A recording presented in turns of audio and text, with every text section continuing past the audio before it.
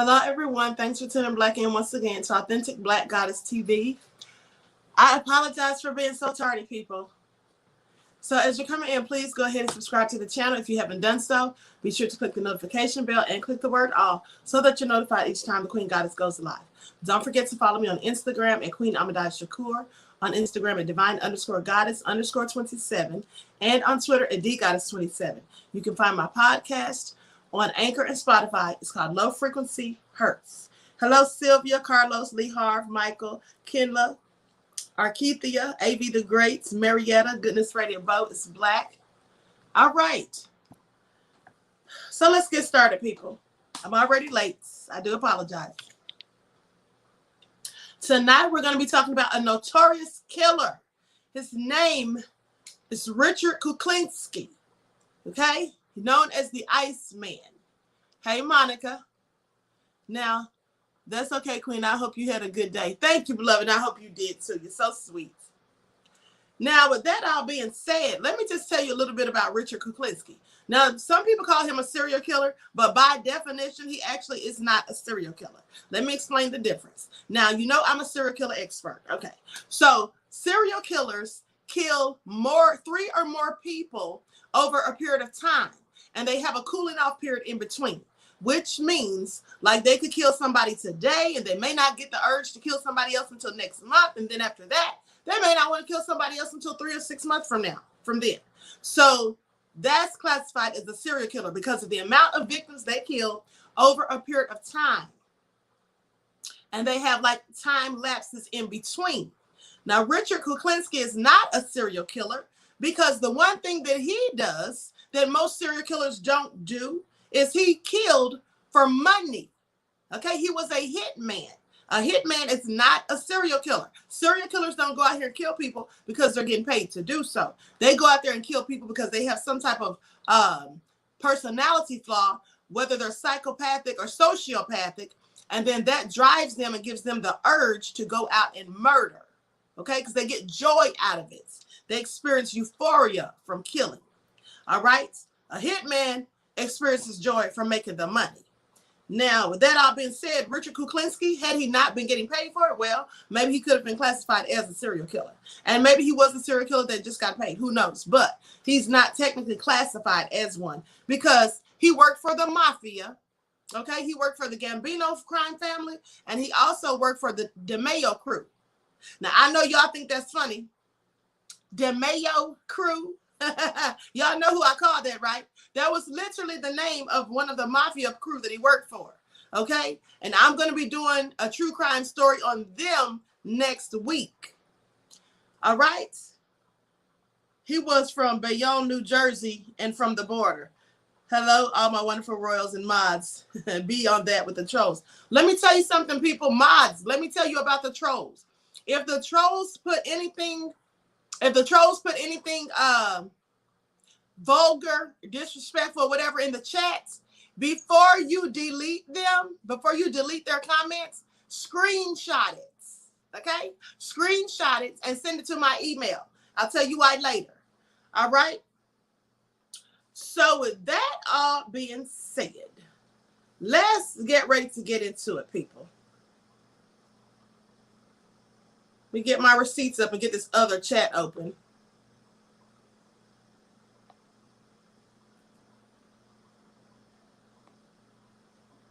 Real mayonnaise Hitman crew.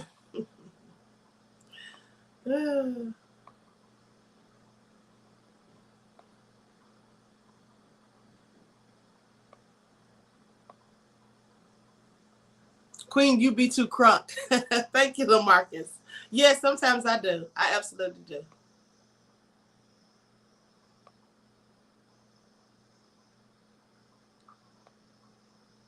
Okay.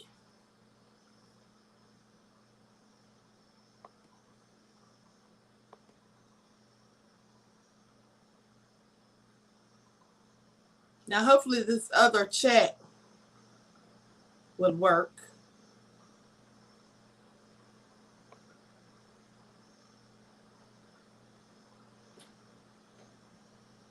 Okay, let's get the lights up, people. Let's go ahead and get the lights up. Now, I'm about to pull up my notes real quick.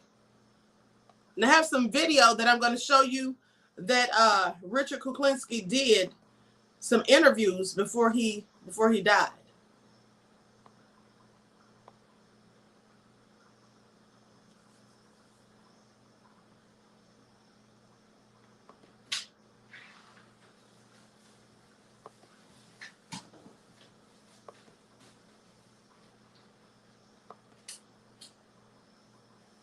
Okay.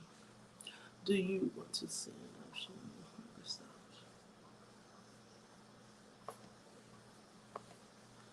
Okay. Hold on, people. I'm getting this stuff set up.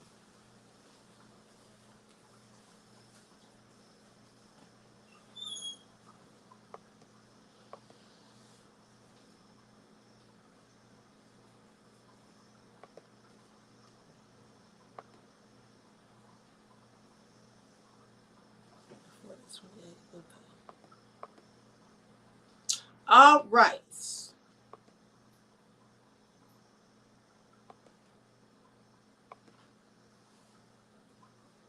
When did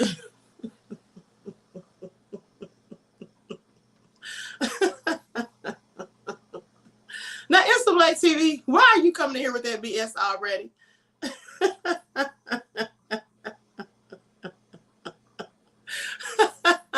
He died in 2006.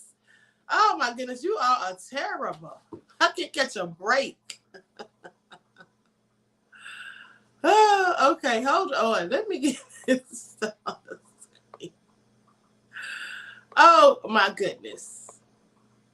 Let me see something, people.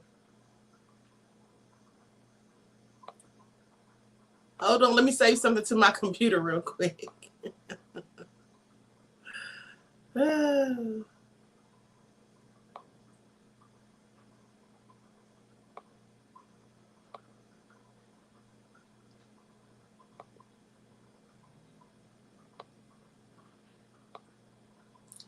Okay.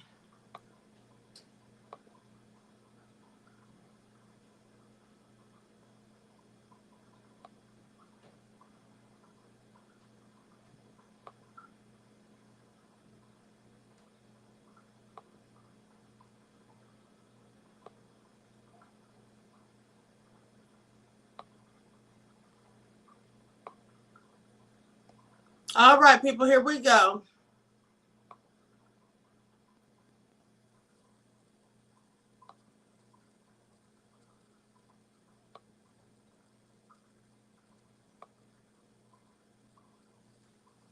Okay. Now, so as I said, Richard Kuklinski worked for the Mafia, right? He also started would kill on his own. Now, here's the thing. His wife and children, they supposedly didn't know anything about his life and what had been going on. And his wife was really kind of what I like to call Becky-splaining. She was sitting there talking about, after he was caught and in prison and all that, she was saying that, oh, I didn't know what he was doing and I never asked any questions. You knew not to ask. He told me that he told everybody he was a businessman. And so he would leave for long periods of time. And while he would be gone, she didn't know what he was doing. First of all, if your husband's doing something and you don't know what it is and he's not telling you, and you said yourself that you knew not to ask, I'm going to have to believe that you then knew that he was doing something nefarious. Now, you may not have known exactly what he was doing, but surely you knew he was doing something illegal. So miss me with that. And she's talking about, oh, I'm anti-violence, as are my children. Yeah, okay, please. Okay. So anyway, hold on, people. Uh-oh, hold on. Technical difficulties. Let me get this off the screen real quick.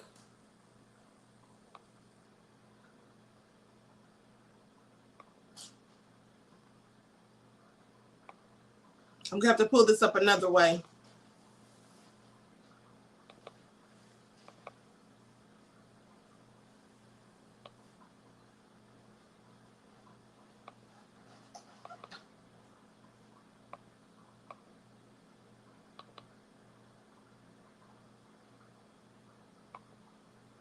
Okay, people.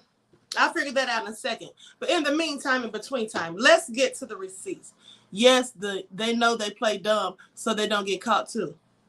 Yeah, right. Miss me with with that. Absolutely. Now, you know, she was married. This man was killing for over 30 years. The first person he killed, he was 18 years old. He was in a bar one night, and this young man had said something that embarrassed him in front of everybody.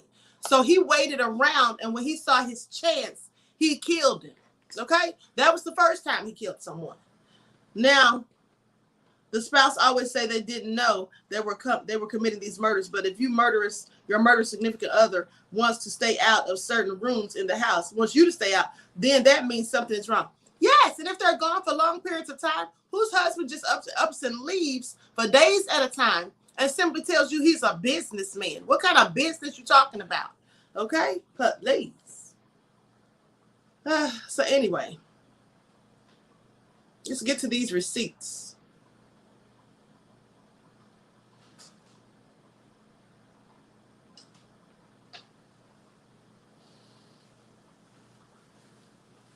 He was 13. He killed a school bully. Who are you talking about, Lee Harv? You talking about Richard? No, he didn't kill nobody when he was 13. He killed the first person when he was an adult. If he killed anybody when he was 13, surely he would have been in juvenile detention. In fact, now he was bullied. He was bullied growing up. He was poor growing up. They lived in the projects. And he had a poor upbringing. His mother and father both were abusive. His father would come home and beat him for no reason. No, he didn't kill anybody when he was 13. You probably got him mixed up with Ted Bundy. Some people speculate that Ted Bundy killed somebody when he was 13 because a 15-year-old girl turned up dead in their neighborhood and they never solved the mystery. Years later, when they found out Ted Bundy was in fact a serial killer, they felt like he did it, but that was never proven or substantiated. This is the type of shite I see on the evil lives here. Yes, absolutely. How? By gun? Yes, he killed some of them by gun, but many of them he killed by cyanide poisoning. He had different methods that he liked to use. Okay, now, Operation Iceman nabs murderer Richard Kuklinski. Richard Kuklinski, a suspect in several murders, was arrested by undercover agents at a truck stop off of the New Jersey Turnpike, marking the culmination of the Bureau of Alcohol, Tobacco, and Firearms task force known as Operation Iceman. This guy was so nefarious, they had to have an entire task force dedicated to bringing him down. But they want to say that Samuel Little, that 80-year-old man that died just weeks ago, that he was the most notorious killer in the United States. Please miss me with it. Now, anyway, not that he wasn't notorious, but he darn sure was not close to being the worst. I'm just saying. Now, Kuklinski had sealed his own fate when he showed operative Dominic Polifron how to poison a person with cyanide. Now, let me tell you about that. Dominic Polifron was an undercover operative, okay, who they sent to get in touch, you know, to befriend him. And so Kuklinski just started running his mouth. He was telling the guy, because the guy had him thinking that he also worked for a crime family, okay? And by the fact that the guy was also Italian, he just took his word for it, right? So, but anyway, it didn't really matter because he was giving him all this information because he was going to kill the man anyway. So he felt like I can tell him whatever because I'm going to kill him anyway when it's all done. Okay, because Dominic actually came to Richard, the Iceman, came to him and said that he wanted someone dead and he wanted Richard to do it. So I would have gotten immediately suspicious because Dominic was asking too many darn questions. First of all, if you want me to kill somebody, why do you need to know how I'm going to do it, when I'm going to do it, where I'm going to do it? You asking too much. I would have already been suspicious. So, yeah, he was asking all these questions. He was like, so you're going to shoot him? He was like, no, he said, you're going to poison him with cyanide? He said, why not just shoot him? And then Iceman says, that's too messy. He said, why be messy when you can just do it nice and easy? So, and he knew all about cyanide poisoning. Now, any of you who don't know about cyanide, when you poison someone with cyanide, you can smell it smells like almonds, okay? If they are poisoned by cyanide, you'll usually be able, or the coroner, or the people on the scene will usually be able to smell almonds on their breath because it smells just like almonds. Now, you can put it in their drink or food or whatever, or the people sometimes make it into a mist, okay, like a liquid substance. And that's what Richard Kuklinski used to do. He would make it into a mess. He even told a story during one of his interviews where he said he had it in a cup, liquefied. He walked past this guy and poured it on him, like he spilled it on him. But he really poured it, you know, but he acted like he bumped into him and spilled it. And then he said later, when the guy's friends saw him staggering, they didn't think anything of it because they were in a club. So they clearly thought he was drunk. And then the guy just ended up dying because the stuff is absorbed into your skin and into the bloodstream. Kuklinski kept his secret life hidden because everyone thought he was this good, decent guy. Yeah, exactly. That's how most mafia killers do, and a lot of serial killers do. A lot of people, when you find out about these serial killers, don't people always say, I thought he was such a nice guy? Clearly, they're very good at masquerading as something they aren't. Queen, how do I get your email? It's flashing across the screen, beloved. You see that banner that's flashing across there? It's on there. QueenAhmadiyyah at gmail.com.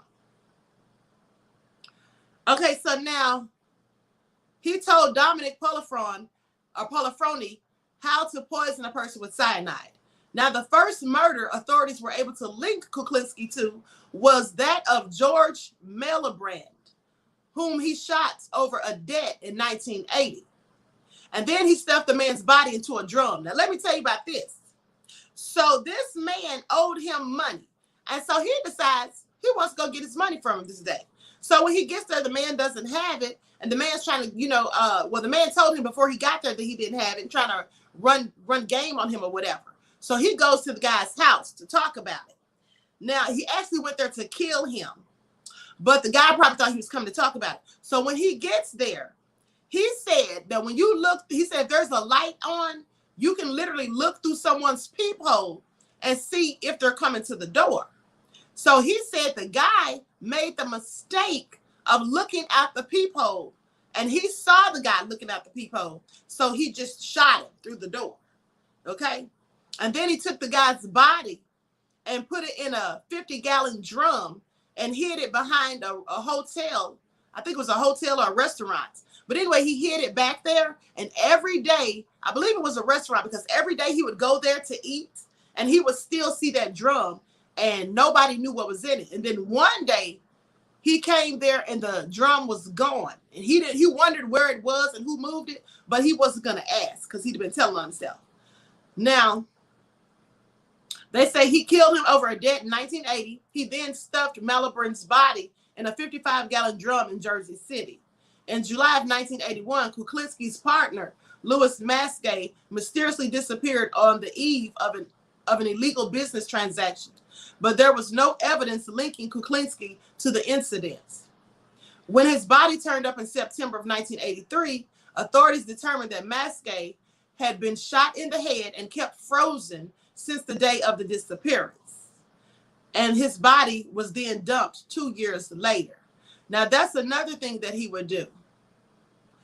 When he killed Louis Maskey, he was supposed to be buying drugs. Maskey was supposed to buy drugs from him. This man, hold on, let me make sure. No, I'm sorry. Louis Maskey was one of his partners. Now, the reason he froze the body is to throw off the police from knowing the time of death. Okay, that's what he would do. He would take the body and hide it so they wouldn't know the time of death. He would freeze it for like 2 years and then dump it somewhere. And then by the time the police find the body, they would think the person just died like a couple of days ago. So that's one of the things he would do. Now, they go on to say when his body turned up in September of 1983, authorities determined that Maskey had been shot in the head and kept frozen since the day of his disappearance. His body was then dumped 2 years later. Now, in 1982, Archangel said, smart move. Mary said he preserved. Well, let me tell y'all something, though. The reason he killed that guy, Maskey, that is the guy he killed over the drugs. That was his business partner that he was dealing with. But this guy was actually a pharmacist. Okay? He was a pharmacist. And what happened was he was trying to buy some type of drug that he wanted to sell. It was supposed to be really good for, what was it? It was a drug called Tagament. It was called Tagament, right? And it was supposed to be good for to treat something. I can't remember what he wanted it for, but he wanted to buy like $25,000 worth because he felt he could make a lot of extra money by using it. And so when he went there, he asked Kuklinski, he said he had the money in a bag, and he showed him all the money. So once Kuklinski knew he had that money, it was a wrap. And so the guy asked him, what am I going to do with all this product? And Kuklinski said, there is no product. And so he took the gun and put it under his chin. But when he fired the gun, it jammed. It missed, not jammed, but it misfired. So he ended up shooting him, but he didn't kill him. And so he said the guy had blood coming all out of his mouth and stuff. He said he was, moaning, so he could tell he was in a lot of pain. And at that time, he picked up a tire iron and hit him in the head till he killed him. This dude had people circles and would box them up 2 years later. Yeah, he was doing all kind of stuff. Okay, so now listen to this. In 1982, Kuklinski joined Dan Deppner and Gary Smith in a scam to steal cars. But because he apparently believed Deppner and Smith to be inept crooks, meaning he didn't think they were very smart, Kuklinski decided to kill them in order to protect himself. So after he done used them to run the scam, then he kills them because he thinks they're going to get him caught. Now, in a northern New Jersey hotel, Kuklinski poisoned Smith's hamburger and then stuffed the dead body under the bed. Now, despite the fact that other guests had rented the room in the meantime, Smith was not discovered for 4 days. Now, those people in that hotel room, they had to be drunk or high. Because you mean to tell me it's a dead body been in there and it was hot outside. It's a dead body under the bed for 4 days and nobody smelled nothing. So in May of 1983, a plastic bag containing Dan Deppner's body was discovered near a tree in northern New Jersey. Because he was believed to have died from cyanide poisoning, police were convinced that Kuklinski was behind the series of murders, and they decided to institute a sting operation. Kuklinski was later taped discussing cyanide's efficacy as a murder weapon, saying it's quiet, it's not messy, it's not even noisy. You can spray it in someone's face and they just go to sleep. That's why he would make it into a mist. You can just spray it in your face. You're going to inhale it. Now, at his trial in 1987, Kuklinski argued that Smith and Deppner had not been killed with poison.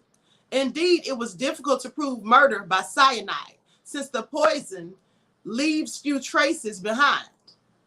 Now, here's the thing. Smith, the one that died and he hit him under the bed in the hotel room, he almost wouldn't have gotten caught for that. The only reason he got caught is because when he gave the man the cyanide, he didn't die right away like he expected him to. So he chose to strangle the man also. Now, when they saw the body, the coroner was able to tell that someone had crushed the bones in his throat and that he had in fact been strangled. That's what made them deem it a homicide. And then they started doing a toxicology report and checking other things and found out that he'd been also been given cyanide poisoning. Now, had he not choked him, they likely wouldn't, as they said, have done a toxicology report, and they would have just felt like, okay, he probably died from a drug overdose because of the activity that was going on at the hotel. QR agent said, damn, he's impatient. Okay, now, it's hard to prove murder by cyanide since the poisoning leaves few traces behind. Nonetheless, the prosecution managed to prove Kuklinski's guilt beyond a reasonable doubt, and he was sentenced to life imprisonment. Okay? Mayo mania. Oh, you all are so crazy. Hold on, people. I got to figure out how to get this open. Hold on. Hold on.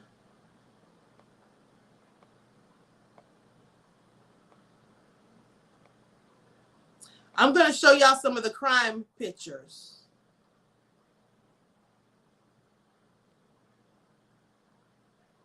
And then also, I'm going to let y'all hear the killer speak because I want y'all to hear how calmly he talks and everything. Very nefarious, to say the least.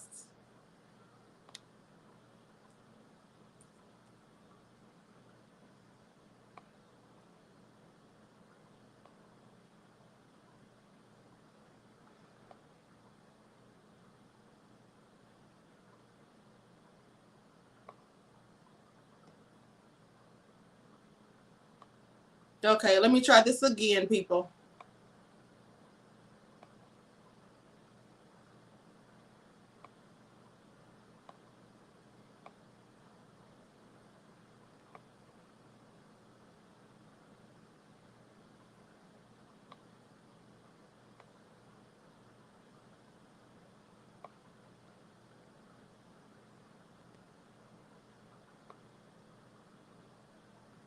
Can you all see that? Can you all see that? Put yes in the chats if you can see it. If not, put no. Hello, Dominique Devereaux. Can you all see that? It doesn't matter. I'm going to read it to you anyway. Okay, so Richard Kuklinski lived basically a Jekyll and Hyde existence. Okay, good. You can see, okay, thank you. He lived basically a Jekyll and Hyde existence because he was a family man during the day, and then he would go out and kill during the night. He had his, and during the money that he made from the 70s to the 80s, he actually had built up a lot of wealth for himself. And so he and his family, his wife and children, they lived in a nice home in a very nice neighborhood. And like I said, the neighbors just thought he was simply a businessman.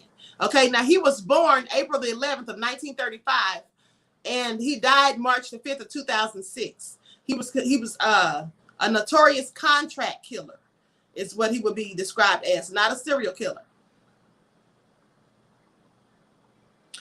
Now, as I told you, his parents were both violent, and he was bullied as a kid. He had like a traumatizing childhood, never shown love, and things like that. With that being said, I think that is what led him to be such a cold-blooded person and to be a killer. So that would make him a sociopath, not a psychopath, because a sociopath becomes that way and has no conscience because they are, you know, something traumatic happens to them during childhood usually, or later on in life, but usually during childhood. A psychopath is just born that way. So he's clearly a sociopath. And also, the only time I saw him show remorse was during his interview when he talked about his family. He said that he hurt the people that he loved. He said, I'm not recanting. He says, I'm not, you know, being remorseful. I'm only sorry that I hurt the only people that care about me. That's what he said. So he clearly didn't give a crap about those people he killed nor their families. Okay. Now, December of 1986, Richard Kuklinski was arrested outside of his Dumont home and charged with 5 murders. Now, listen, here's the thing. He was such a big dude, right? He was like 6'4", and he weighed 300 pounds. With that being said, the police admitted that it took like 6 of them to bring him down to the ground because he was a big dude. Okay, must have been putting up a struggle. I find it very interesting. This man was wanted for multiple murders and poisonings and all of that, and he was big as I don't know what, but the police didn't shoot him. Pay attention. It took 6 of them to bring him down, so clearly he was resisting arrest. I'm just saying, but he lived to tell the tale. Okay, now, as I said, he was arrested and charged with 5 murders. Okay, March 1988, Kuklinski is convicted of murdering 2 underlings in his burglary ring. One was Daniel E. Deppner and Gary T. Smith, both of Vernon. And then he had the total range of time they suspect he had been killing was from 1949 to 1986. And he got a life sentence in 1988. Now, they say the number of victims that they put him at was, in fact, 6. Because remember, he killed the one person when he was 18. And then he killed the other 5 that he was accused of and charged with. He killed them later. But they suspect that he killed almost 200 people altogether. When they asked him while he was in prison already, how many does he think that he killed? He said it was over 100. He said that himself. And let's not forget that he was not only killing people by himself, he had formed his own crime gang, okay? His own crime family or whatever, and they were killing people too.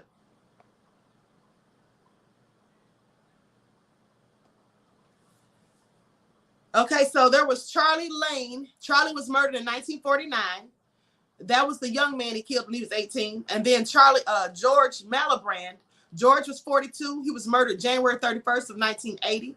Then you have Peter Calabro. Peter was murdered March 14th of 1980. You have Louis Masgay. Louis was 50. That's the pharmacist who he set him up and told him he was going to sell him the Tanagant, the drug, and then he was going to pay him $25,000. But they say Kuklinski used to do that all the time.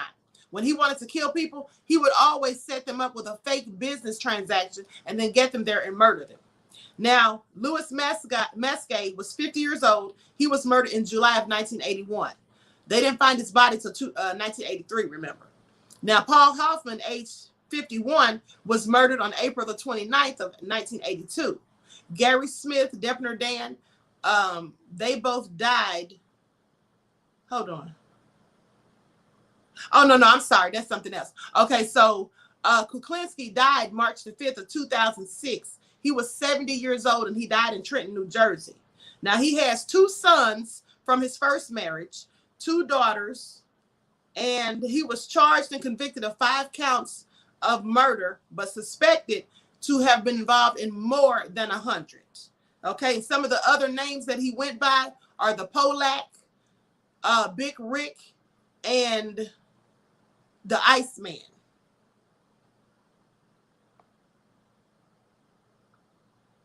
Now, this is a body of one of the victims, a crime scene photo.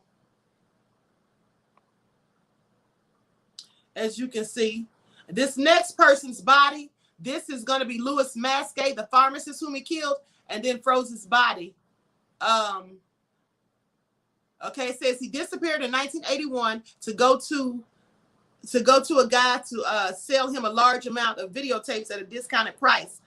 With him, he had $100,000 in cash. Later, his van was found empty, and he was nowhere to be found. Now, in September of 1983, a body was found in a woodland area, and the body had been carefully. You know what? I'm sorry. It's a good thing I'm reading this because I gave you all the wrong information. Louis Masgay was not the pharmacist. This was the person who met him for another deal, because he used to do this all the time. He actually hid this person's body out in the woods after he froze it for 2 years. Then when he got ready to dump it, he dumped it in the woods. That's another thing. He said that sometimes he would want people to be found, and he would just leave them where they lay, put them on a park bench. He said there were some people found on park benches. He said, but if he didn't want the person to be found, he would hide the bodies. And then he said to throw people off, sometimes the police especially, he would freeze the bodies or whatever. That's how he got the nickname Iceman when he killed Masgay, because this is like one of the first people he froze. Okay, so in 1983 of September, a body was found in a woodland area. The body had been carefully closed up with 15 to 20 layers of plastic bags.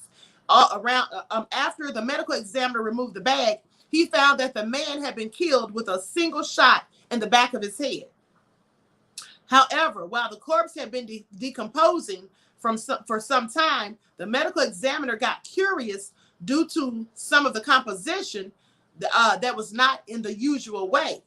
So in the man's heart, there were ice crystals. He had ice crystals in his heart. And he came to the conclusion that the body had been frozen for a long period of time before it was dumped. The victim wore the same clothes as he had on the day he left his family. It was after much debate and later Kuklinski's own admission that it was concluded that the man in question was Masgay, Louis Masgay. It's because of the killing of Masgay and how he was stored that earned Kuklinski his now famous nickname as the Iceman. And this is the man's body right here.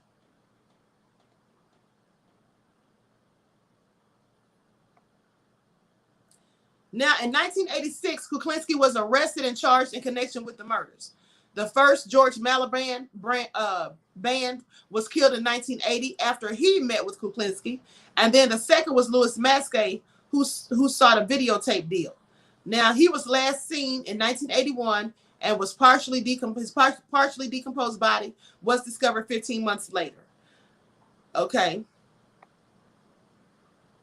Then the body of Daniel Depner, another member of the burglary gang, was found the following year. He had also been poisoned. The body of Paul Hoffman, who disappeared in 1982 after trying to buy prescription drugs, that was the pharmacist, okay? That was the one who tried to buy prescription drugs, Paul Hoffman. After trying to buy prescription drugs from Kuklinski, he was never located. After Smith's body was discovered, a 6-year investigation ensued, and Kuklinski was arrested in 1986 after agreeing to help a federal undercover agent murder a fictitious man, because the investigator made it all up. Now, in 1988, he was found guilty of the charges related to the murders of Smith and Deppner. He later pled guilty to the murders of Maliband and Masquet. He also confessed to the murder of Kaufman, but no charges in that case were dropped. Kuklinski was sentenced to 2 consecutive life terms of life imprisonment. In 2003, he also entered a plea of guilty for the 1980 murder of New York City police detective Peter Calabro. So he even killed a cop, but they only gave him life sentences. He didn't get murdered, pay attention. So while in prison, Kuklinski gave numerous interviews to psychiatrists, criminologists, journalists, and writers, telling the story of his life and providing detailed descriptions of how and why he committed dozens of murders. Now, in later interviews, he claimed to have killed increasing numbers of victims, many of them members of organized crime. But investigators largely regarded the assertions as dubious. The interviews resulted in 3 television documentaries, one called The Iceman Tapes, one called Conversations with a Killer in 1992, and then The Iceman Confesses, Secrets of a Mafia Hitman in 2001, and The Iceman and the Psychiatrist in 2003, and 2 biographies, one called The Iceman, The True Story of a Cold-Blooded Killer in 1993 by Anthony Bruno, and The Iceman, Confessions of a Mafia Contract Killer in 2006 by Philip Carlo. Now, Bruno's book and the first documentary were the basis of the 2012 motion picture called The Iceman. That's the one that I saw. And then he killed a man on Christmas Eve. Now, listen to this, you all. There was one man that he killed on Christmas Eve. The man owed him money, and he went to go talk to him and see him about the money he owed. So, you know, that's the guy who peeped through the door, right? And he shot him and killed him, and then took his body and hid him. And he said it ticked him off because the guy pretty much acted as though he couldn't be touched. Clearly, he didn't know who he was messing with. So after he killed him, they said, well, what did you do with him? He said, well, I put him in the trunk of my car, and or put him in the trunk of his car, somebody's trunk. But anyway, they said, what did you do then? He says he went home and started putting together Christmas toys for his kids. And then he saw it on the news broadcast later that they found the man's body in the trunk of the car. So the interviewer asked him, how did he feel? He said he felt annoyed because he couldn't put the wagon together that he was putting together for the kids. So he clearly didn't give a crap about that man's body being found. He wasn't nervous or any of that. He said he was annoyed because he couldn't put a wagon together. First of all, you know you have to be cold-blooded. You go out and kill somebody on Christmas Eve. And then he said, yeah, he didn't live to see Christmas. But you can kill him on Christmas Eve. Then you can go home and wrap your children's Christmas gifts. Okay? Clearly, he was nefarious. So that's real crazy, people. Oh, shoot, I'm watching on my TV, sweet pea. No, he didn't care who he killed or any of that. Michael Corleone would say his hits weren't personal. It was strictly business. He formed the Modern Murder Incorporated. He took over the High Lord executioner Albert Anastasia. Where's Jimmy Hoffa? Carl Chris, you have too many questions. Talking about where's Jimmy Hoffa? He could have killed him too. Your black skin is off the chain. I love my black people. Thank you, LaMarcus. So he didn't eat nobody. No, Kenla. He wasn't into cannibalism, unlike Jeffrey Dahmer, no less, right? So anyway, let me play you all some of the video of him talking. Let me go to the part that I want you all to hear first. And let me read my fair use disclaimer.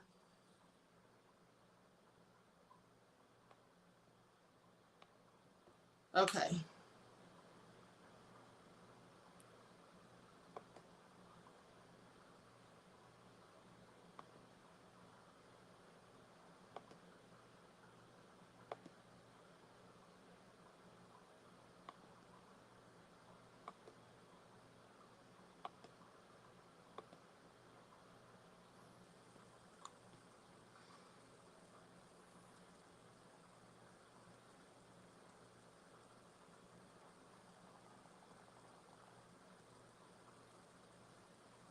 Copyright disclaimer under Section 107 of the Copyright Act of 1976.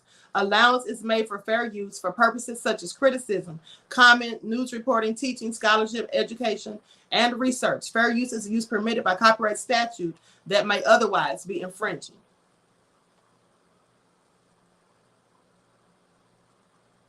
Owed a lot of money. Well, I guess considerable amount of money.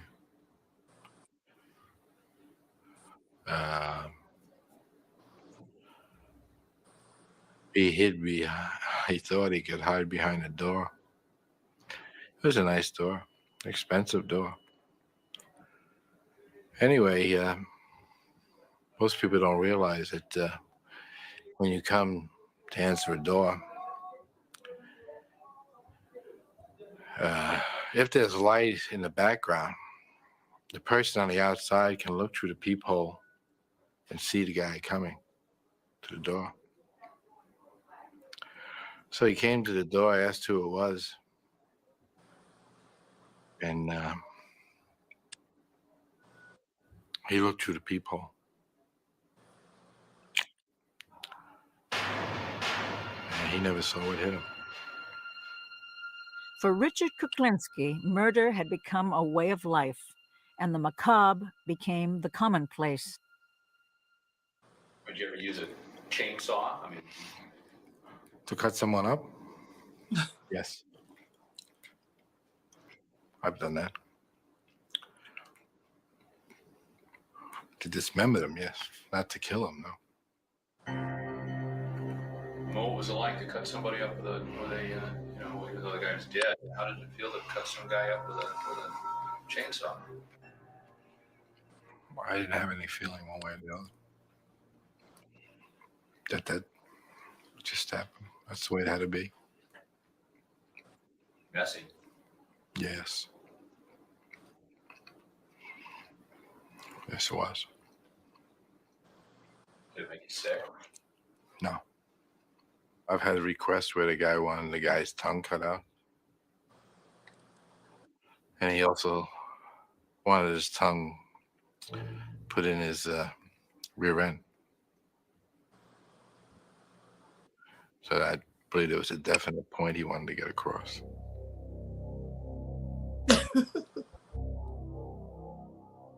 I haven't experienced it. I don't know if I should tell you that it probably would offend a lot of people. I don't know. I don't think I should. I'll go into that. Go ahead. Yeah, it's not a good one. No, go ahead. Come on.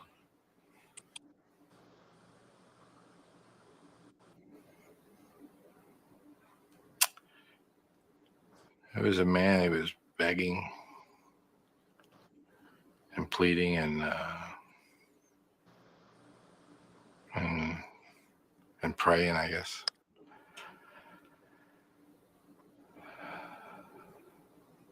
And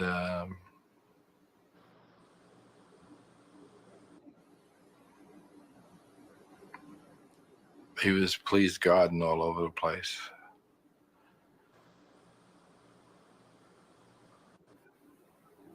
So I told him he could have a half hour to pray to God. And if God could come down and change the circumstances, he'd have that time.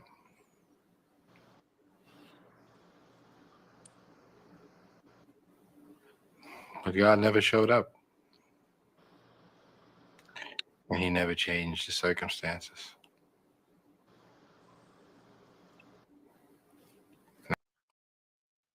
Okay. Now, let me say this. You all see he doesn't seem like he has any remorse. Let me say this. Jason said in the chat that John Alight, former Gotti Gambino hitman, laughed and said this guy was a joke and heavily exaggerated being a mafia hitman.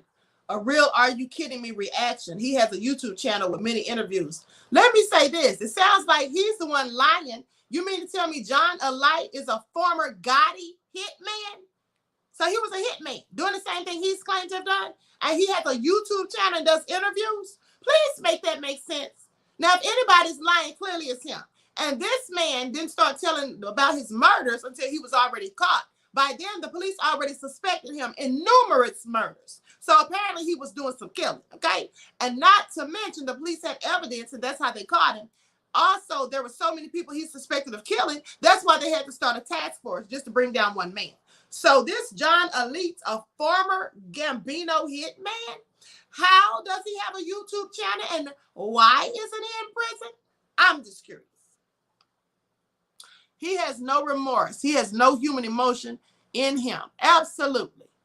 He is too calm. His fate is made. Yes, he said he didn't have remorse, people. Let me let you all see this part. I'm going to skip ahead to the 40-minute mark, because he talks a little more. Hold on. This is where his wife is Becky explaining. Hold on.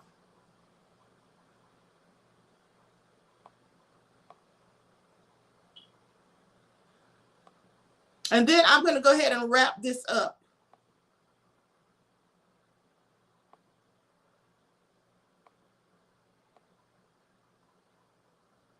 That's his wife.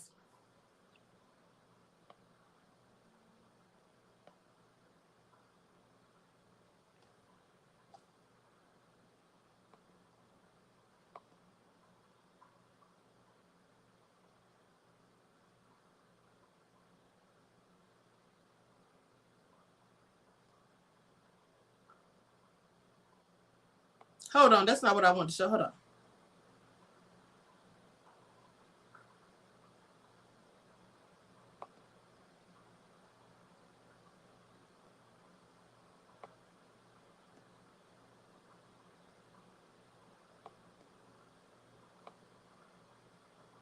Hold on, people.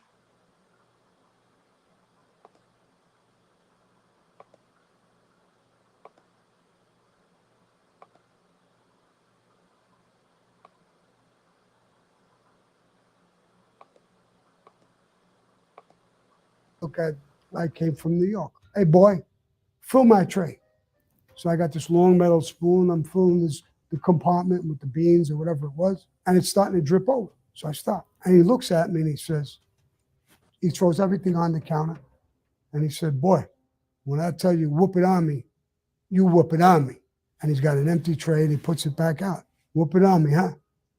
And I whack him with the spoon in the head. And he goes flying back. But I wasn't all that smart because the next two guys were his friends. And his Hold on, people. That was Sammy the Bull Gravano. I don't know how he got on here. Oh, the snitch. 6, a division of the New Jersey Criminal Justice Department. You better parent at later points in the investigation that Mr. Kuklinski fully intended on murdering Dominic Polifrone in addition to the victims that were being discussed at the time they were having these tape recorded conversations. So he could pretty much tell Dominic Polifrone anything because he knew shortly that he had plans for Mr. Polifrone too. You put that stuff in a mist, you spray it in somebody's face, and they go to sleep. No shit. As long as he's dead, that's the bottom line. Well, that's the thing, isn't it? No matter how it was done. I mean, I know guys that went to sleep and never woke up again. I mean, you know. He says he had one guy, he went and get a hamburger, they come back and he put the cyanide on his hamburger.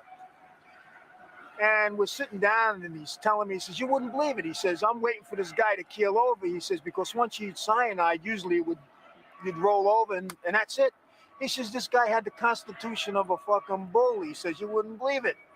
He says, he wouldn't die. And we're both laughing about this. And I'm saying in the back of my mind, I said, holy God. I said, look at this. I said, what kind of person is this? I said to myself right there, I said, you better cover your butt. I said, because you just don't know with this guy. And he'd be kidding about it, and I'd be laughing. In the back of my mind, I'm saying, this is the devil.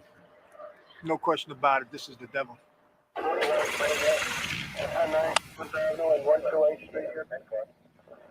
On December 17th, 1986, the Special Task Force set up a roadblock and arrested Richard Kuklinski outside his home in Dumont, New Jersey.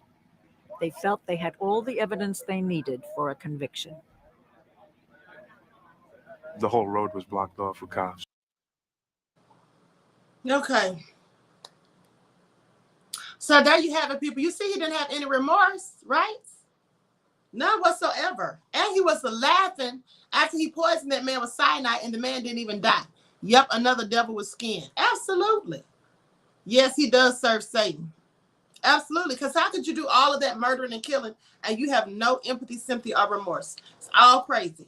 But anyway, like I told you all, I'm going to be doing a report on the DeMayo crew next week. That is one of the Mafia crews that he worked for, because he was often employed by the Mafia to act as a hitman and go out to kill people for them. Made a lot of money doing it too. And they asked him during the interview, how much did he charge for doing it? He didn't say the exact amount, but he said he charged the higher side of 5 figures, not the lower side. Okay?